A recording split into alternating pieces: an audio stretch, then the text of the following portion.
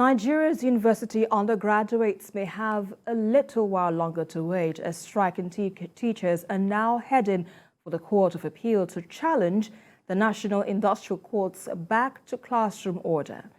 Nigerians are seeking an amicable resolution to the impasse in the interest of the nation's educational system and the poor masses.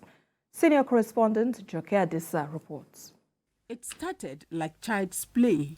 The Academic Staff Union of Universities began a one-month warning strike in February over unresolved demands.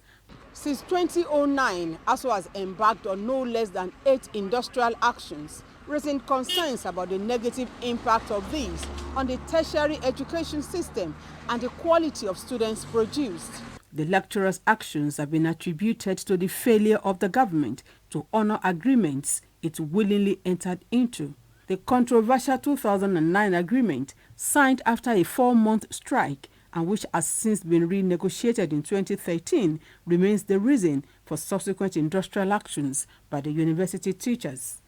ASUU's table of demands include funding for revitalization of tertiary institutions, payment of outstanding end academic allowances, review of teachers' salaries, end to proliferation of universities, especially by the states, rejection of government's payment system, IPPIS, for UTAS, and most recently, rejection of no work, no pay policy.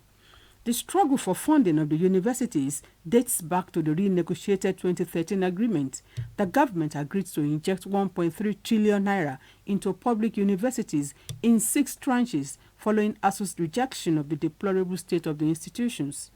But after the initial 200 billion naira in 2013, government could not continue due to paucity of funds. In 2017, the government released 20 billion naira and 3 years later gave 25 billion naira. This did not sit well with ASUU, as it insisted on 50% of a 220 billion naira tranche, to which the government declined. Since then, it has been a hide-and-seek game between the two sides. The climax was the declaration of a full-blown indefinite strike after the union accused the government of failing to call for negotiations. Now the strike has spanned 7 months and is still counting. The intervention of the Labour and Employment Minister did not result in amicable resolution of the impasse, and while government insists it has met a reasonable portion of the union's demands, ASUU believes otherwise. That this is 7th month this strike is on. We have never, and you can check, and we have never been called to a formal meeting by the Ministry of Education. Formal meeting where ministers are taking and decision taking. You can check, not one. We have only called to a meeting twice by the Ministry of Labour. Government then decided to head to the National Industrial Court, which has now ordered an end to the strike. You must agree to agree after this agreement. That is also why the ILO says no agreement can be cast in stone. Therefore, there is no agreement that cannot be renegotiated. Even treaties are negotiated. Even treaties are amended. Parliamentary intervention at the committee level also failed to apprehend the strike. Aminu Suleiman is the chairman, House Committee on Tertiary Institutions. It tells me of the efforts his committee has made to make peace. As a committee, we facilitated the resumption of discussion, making it very clear to government that dialogue, rather than monologue, is the answer to all problems. Discussions went on until such a time that negotiation broke down. The leadership of the House, led by Speaker Femi Gbajabiamila, has also waded in, raising hopes of a resolution. Though they say 2 heads are better than 1, now that the legislative arm of government has come in, we are very hopeful, based on our deliberations in the last, how many hours? About 3-4 hours, 5 hours, that we are almost, there's light at the end of the tunnel.